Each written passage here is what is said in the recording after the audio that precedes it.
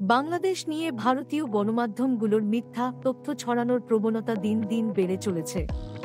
সীমান্তবর্তী সম্পর্কের সংবেদনশীলতার সুযোগ নিয়ে বিভিন্ন সময় ভুয়া তথ্য প্রচার করে দুই দেশের জনগণের মাঝে বিভ্রান্তি ছড়ানোর অভিযোগ উঠছে ভারতীয় মিডিয়ার বিরুদ্ধে।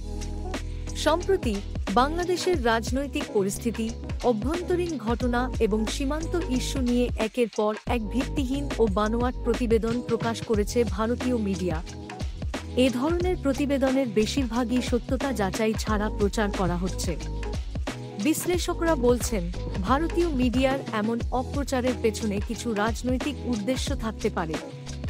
বিশেষ করে দুই দেশের সম্পর্ককে প্রশ্নবিদ্ধ করা এবং বাংলাদেশে অস্থিতিশীল পরিবেশ সৃষ্টি করার লক্ষ্যেই এসব তথ্য ছড়ানো হতে পারে। সাধারণ জনগণের দাবি, দুই দেশের বন্ধুত্বপূর্ণ সম্পর্ক বজায় রাখতে ভারতীয় গণমাধ্যমকে দায়ী